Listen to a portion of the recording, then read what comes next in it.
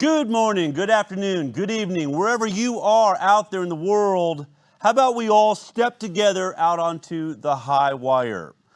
I want to ask you something because I know all of you watching this isn't the only news program that you watch. You're watching maybe CNN, MSNBC, Fox, or even NPR. My family was in town, big NPR fans there.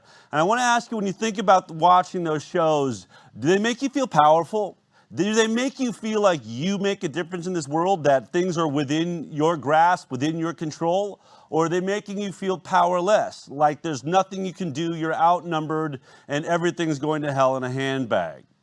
I ask you that because one of our goals here on the High Wire is to make sure that you recognize how much power you have and what you can do to make a difference, that we all play a part in this world, and it is still within our grasp to make the world a better place. One of my favorite things that happens as I travel around the country and get stopped in airports is how many of you walk up to me and say, Del, I felt like I was all alone, but every Thursday when I tuned in the High Wire, I realized I wasn't crazy, that there were other people that thought the way I do, that there was real science behind the instincts that I had, and most of all, you gave me a sense of hope.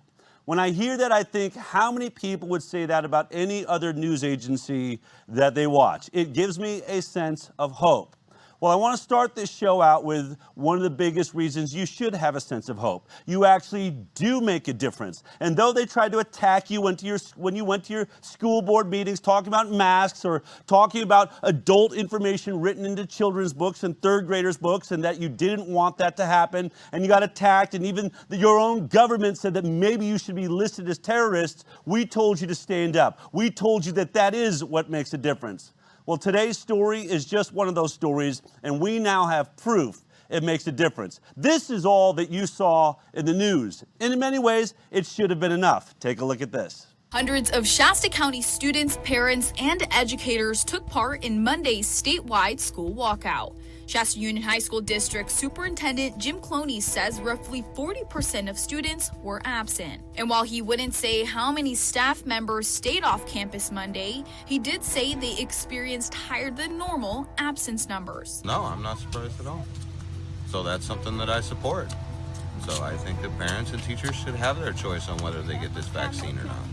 Roughly 45% of students in the Enterprise Elementary School District stayed home, and 5 to 6% of teachers took a personal day. That's according to their superintendent, Heather Armelino. Armelino said the number of student absence was higher than they anticipated. Now, that's a great story. Obviously, a protest. 45% of the students in that county did not show up for school one day, which, you know, you could ask yourself, what kind of effect does that have?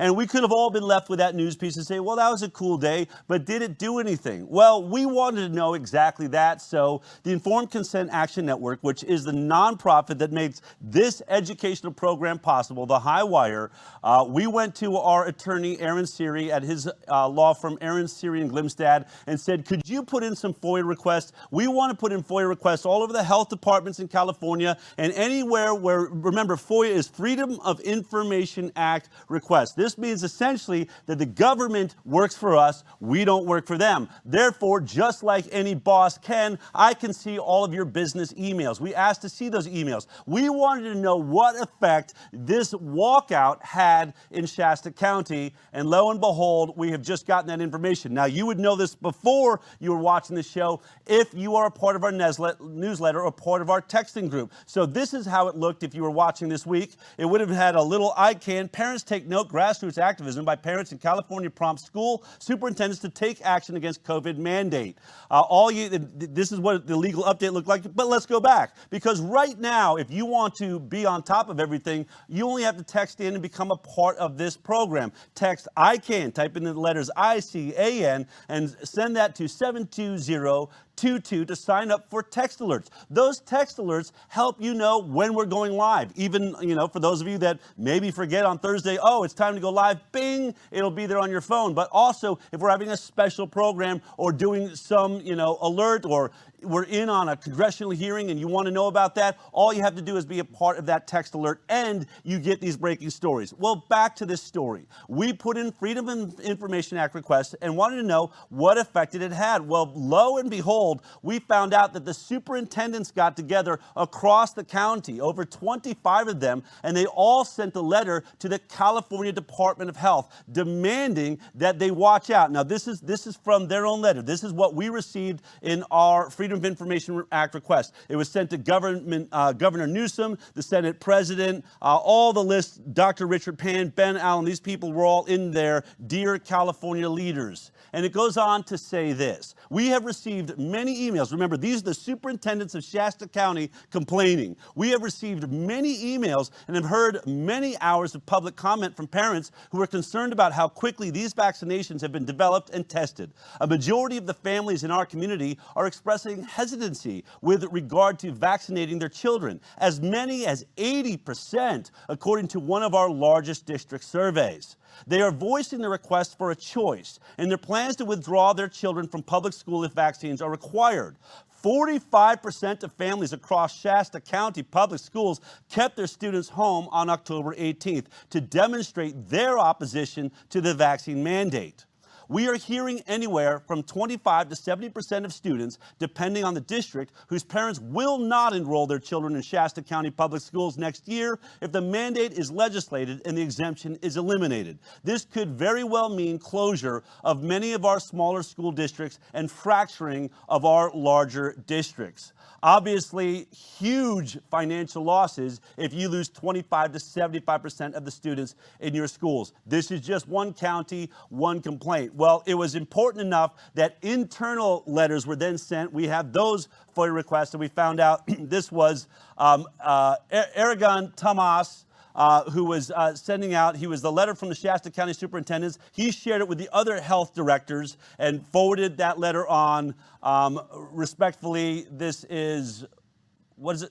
For your situational awareness. I was trying to remember what FYSA is. For your situational awareness, respectfully, and he forwarded it on. Did it have an effect?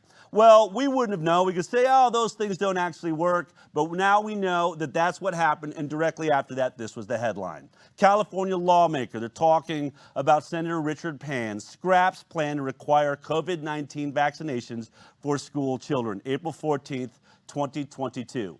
And there you have it.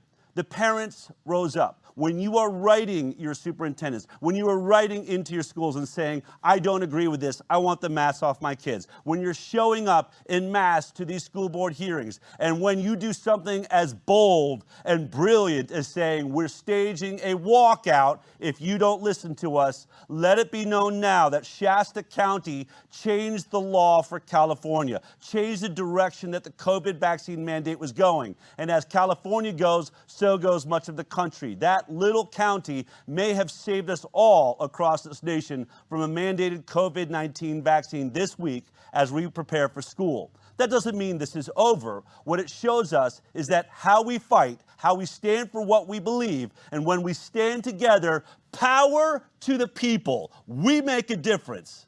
Thank you, Shasta County, for being bold. And I want to thank my legal team for uncovering that brilliant piece of information, because we could all go ahead with our heads dropped down thinking maybe we're just getting lucky. That's what they may want us to believe. No, we are winning. Okay, I have a huge show coming up. I want to sort of give a note right now that this may be one of the